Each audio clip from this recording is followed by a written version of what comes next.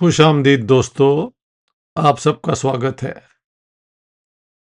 पिछले वीडियो में मैंने बताया था कि सिख जो लीडर थे उस ज़माने के, उन्होंने क्यों मोहम्मद अली जिन्ना की ऑफ़र को 15-16 मई 1947 की, जिसमें उन्होंने कहा था कि जो भी आपने राइट्स मांगने हैं वो लिख के ले आएं and I will give you provided you agree to the partition of India, और आप पाकिस्तान में ही रहें और उसमें आप मुझे बताएं कि कौन सा इलाका जो है वो ख़ास सिख इलाका होगा।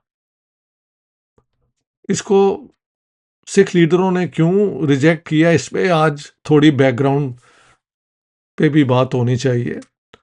देखें, जो है ना डॉक्यूमेंट्री एविडेंस, एक तो है मैंने उससे सुनी, उसने उससे सुनी, किसी ने अपनी वो बायोग्राफी में कुछ लिख दिया ये वो, but what are the official documents? जब मुलाकातें हुई ऑफिशियली, वहाँ पे क्या बात है?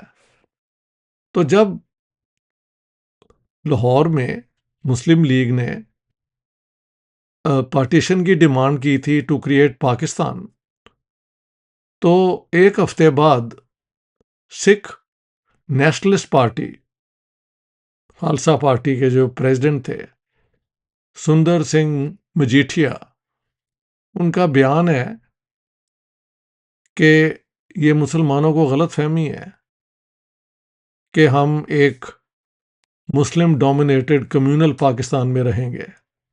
And Majithia was a Jat by the वे।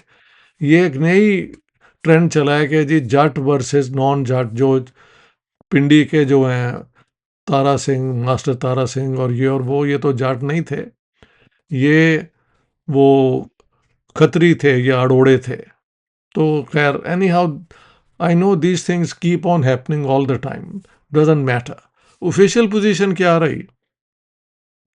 और सुंदर सिंह मजीठिया ने यह भी कहा था कि this is the parting of the ways, सिखों के दरमियान और मुसलमानों के दरमियान, क्योंकि Sundar Singh Majithia was a minister in the Punjab Unionist Party की जो गवर्नमेंट थी। लोग भूल जाते हैं कि मुस्लिम लीग की राइज से पहले जो शुरू हुई 1937 के बाद, बल्कि 43 में जाके उसको मोमेंटम मिला। हाँ जी, उससे पहले तो पंजाब की सियासत was dominated by the Punjab Unionist party, जिसमें मेन जो लीडर थे वो, क्योंकि मुस्लिम कम्युनिटी सबसे बड़ी थी, तो सबसे पहले इसके फाउंडर थे सर फजले हुसैन।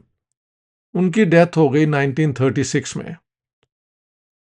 तो बाद में बने सर सिकंदर हयात, उनकी डेथ हो गई दिसंबर 1942 में।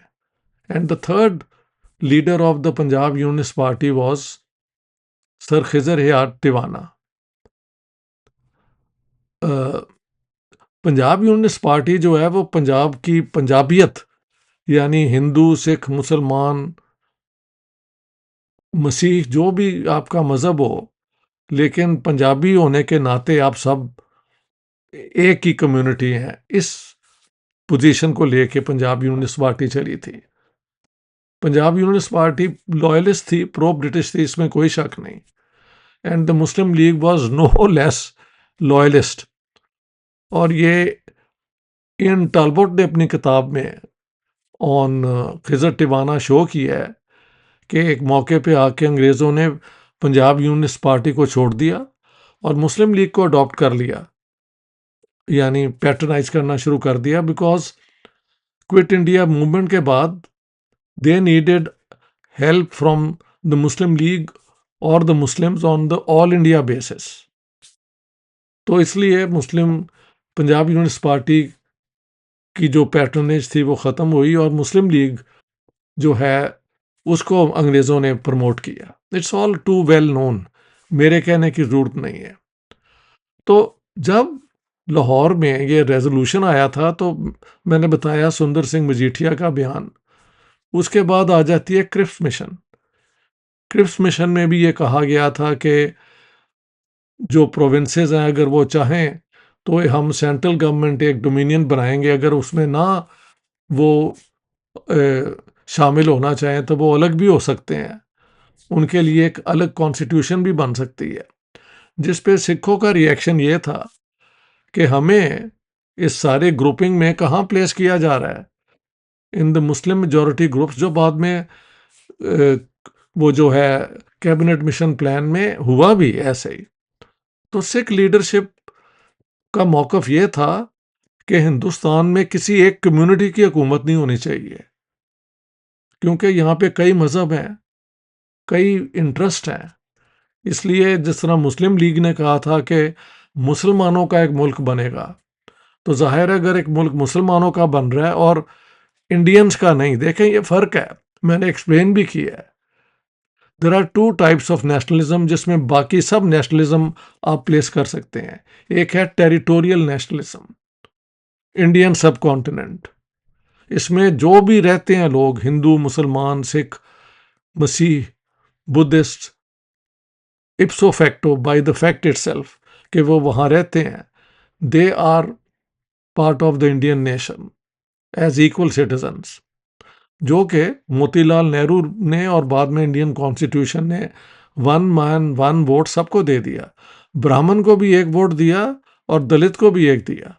तो अगर उनको एक एक वोट मिलता है तो फिर बाकियों को भी वन पर्सन वन वोट वाली बात जो थी वो मुनासिब डेमोक्रेटिक बात थी। एनी हाउ,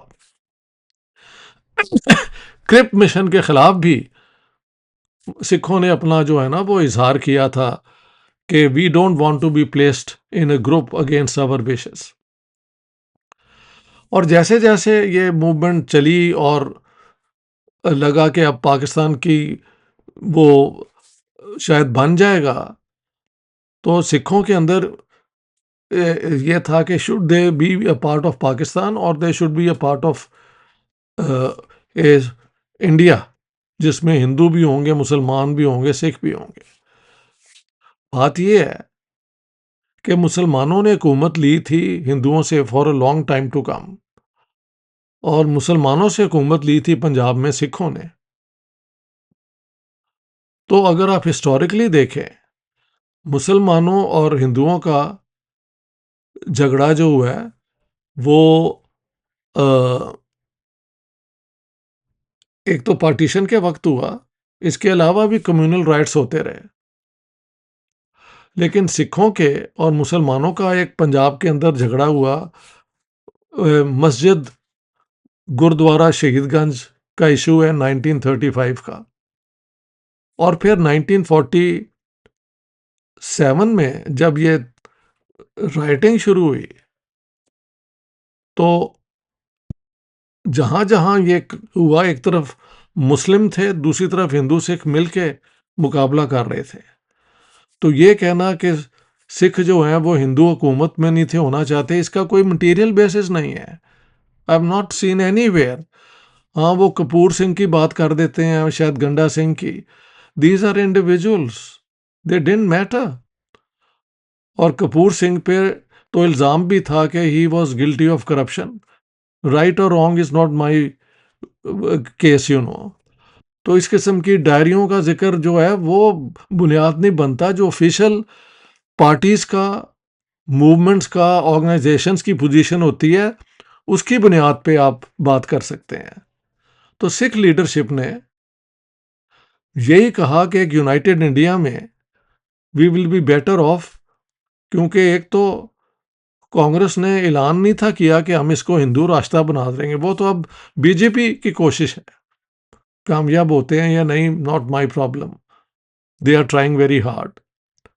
लेकिन कांग्रेस वालों पे तो इल्ज़ाम ही ये लगा, नेहरू पे ख़ास तौर पे और गांधी पे, कि ये मुसलमान को, देवर मुस्लिम अपीजर्स, उनको खुश करते थे।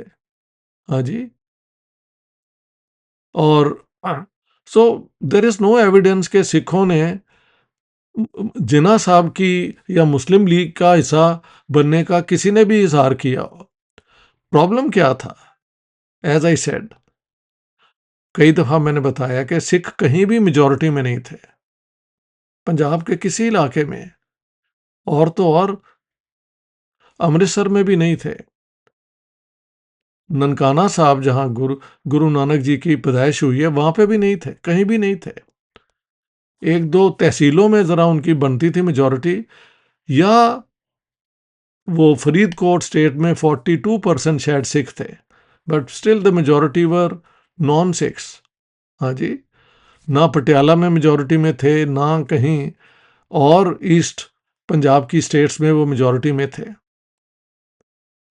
तो उनका जो समझौता बन रहा था अगेंस्ट द पार्टीशन, वो तो कांग्रेस वालों से, या आप कह सकते हैं, आप ये भी कह सकते हैं, हिंदुओं के साथ बन रहा था। मुसलमानों के साथ इसलिए नहीं बन सका कि अगर आप ये तारीख देखें, उसे कहते हैं हिस्टोरिकल मेमोरी, तो गुरु गोविंद सिंह उनके 4 साहबजादों के साथ, गुरु तेग बहादुर के साथ जो मुगल स्टेट ने किया था, it's all too well known.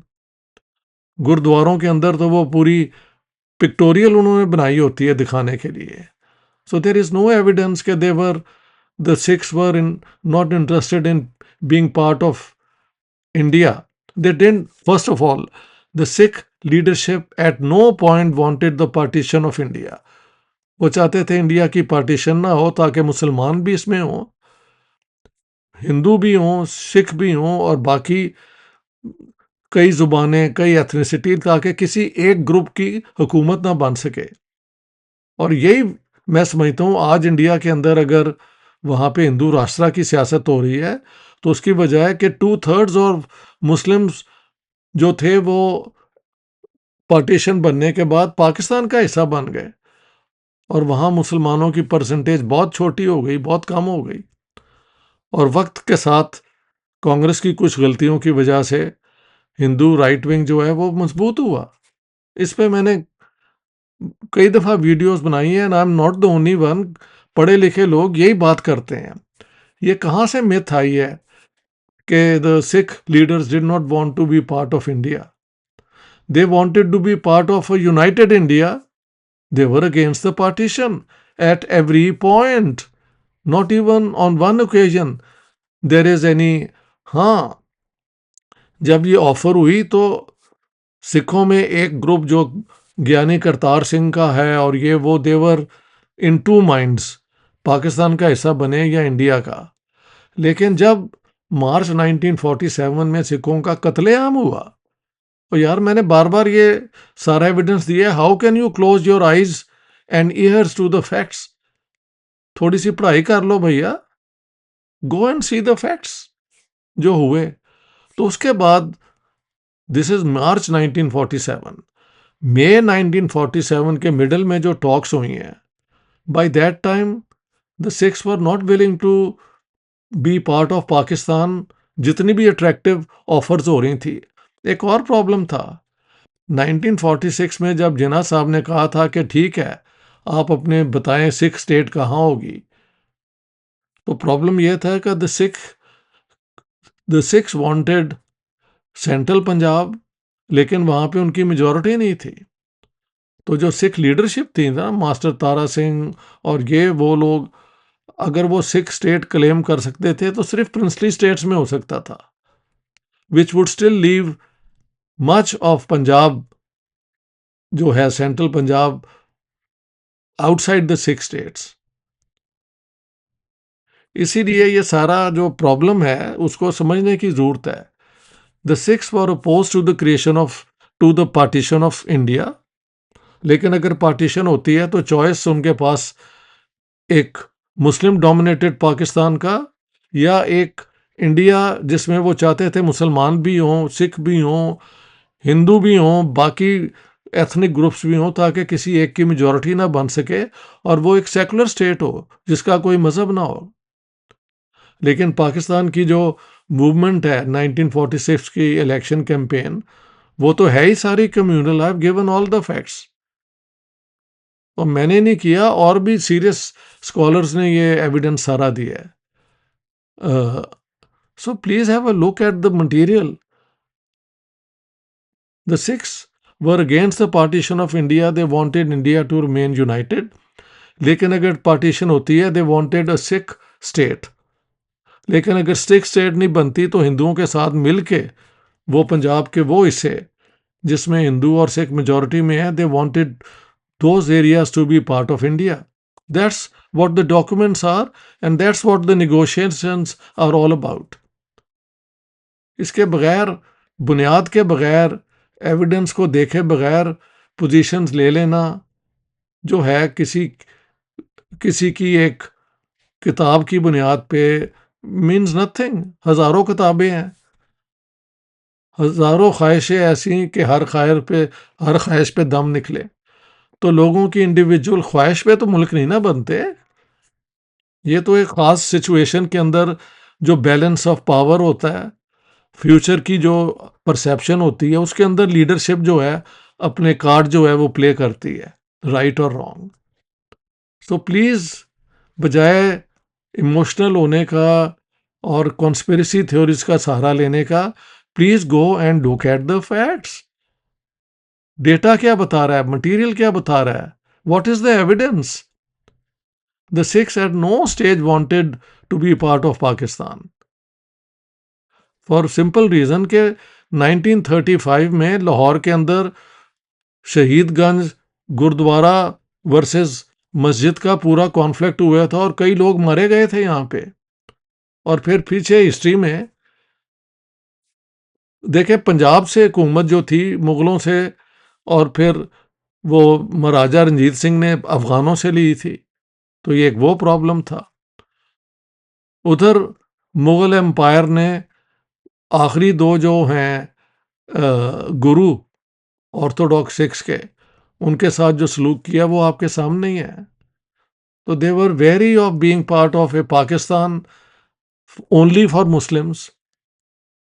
तो इट मेक्स ऑल, अब लोग किसी किताब जी उसने ये लिख दिया है, सो व्हाट लिख दिया है। You have to look at the actual political negotiations, confrontations, election campaigns, उसमें क्या हुआ है। तो वहां पे तो यही नजर आता है, the six did not want the partition of India, they wanted a united India for everyone. हिंदू, मुस्लिम, सिख, ईसाई, जितने बाकी हैं, द्राविडियन इधर के, तेलुगु स्पीकिंग, ये everybody should be in a United India.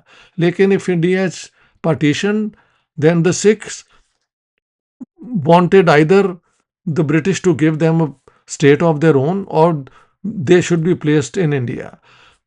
अंग्रेजों ने सिखों को स्टेट इसलिए नहीं दी कि the Sikhs could not show any part of Punjab save princely states के, तो वो तो पहले ही पार्टीशन का हिस्सा नहीं थी, वो तो बाद में इंडिया और पाकिस्तान का हिस्सा बने। At the time of partition, दो 3 जून पार्टीशन प्लान है और 18 जुलाई इंडिपेंडेंस एक्ट है, उसके अंदर princely states could remain independent. वो बाद में जो हुआ वो इट्स अ सेकेंडरी मैटर और वो पीसफुल हुआ, स्वाय कश्मीर के। महाराजा पटियाला और बाकी जितनी स्टेट्स हैं, इन्होंने विलिंगली इंडिया की यूनियन का हिस्सा बने गए, कोई वहां पे तशद्दुद इस्तेमाल नहीं हुआ। तो यार फैक्ट्स भी जरा देख लिया करें, बजाय कि मैं I try to bring out the facts, people start quoting कभी वो कपूर सिंह, कभी गंदा सिंह की डायरी। सो व्हाट, हर बंदे की अपनी ख्वाहिश थी, but what was the actual negotiations?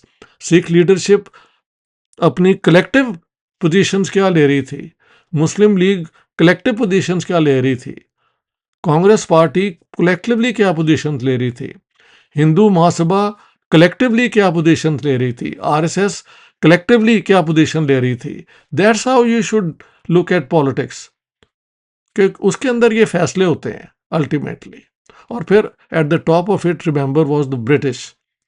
जाते जाते उन्होंने सिखों को स्टेट नहीं दी, उन्हें साउथ इंडिया के द्राविडियंस को नहीं दी, उन्होंने दलित्स को कुछ नहीं दिया, उन्होंने एक पाकिस्तान बना दिया और एक इंडिया बना दिया, और पाकिस्तान को फिर इस्तेमाल किया कोल्ड वॉर के दौरान। फिर बाद में अफगान जिहाद पाकिस्तान से करवाया और पाकिस्तान का सत्यानाश कर दिया, यहाँ पे फंडामेंटलिज्म को परमानेंट फीचर ऑफ सियासत बना दिया। मेरी सिर्फ गैरिजन्स वो जो है, तो पंजाब ब्लडी वाली किताब ही नहीं है, जिन्ना पे भी किताब है, और पाकिस्तान द गैरिजन स्टेट भी है। तो जितने लोग इस पे बात करना चाहते हैं, they are welcome. Freedom of speech, yes, all that. लेकिन अगर आप मेरे वीडियो पे आके कमेंट करेंगे तो मेरा फिर हक है उसको रिस्पॉन्ड करने का। That's it. Thank you very much. I hope I have clarified. I have said this: the Sikhs at no stage wanted to be part of Pakistan. The reasons, जो एक तो हिस्टोरिकल मेमोरी है, और फिर लाहौर के अंदर जो कॉन्फ्लिक्ट हुआ था 1935 में, जिसमें कई जाने गई थी, मस्जिद, गुरुद्वारा, शहीदगंज कॉन्फ्लिक्ट, एवरी। अब आप हिस्टोरिकल फैक्ट्स को इग्नोर करके बातें करें तो वो एक और बात है। ठीक है, हिंदुओं का और सिखों का 1925 में गुरुद्वारों के ऊपर जो महंत थे उसके ऊपर एक कॉन्फ्लिक्ट हुआ है, लेकिन वो भी रिजॉल्व हो गया था बाद में। The mahants were removed and the Sikhs were given that, तो उनकी वो डिमांड पूरी हो गई थी। लेकिन बाद में तो मुस्लिम लीग के साथ उनका कॉन्फ्लिक्ट हुआ ना, उनकी लीडरशिप का। Thank you very much.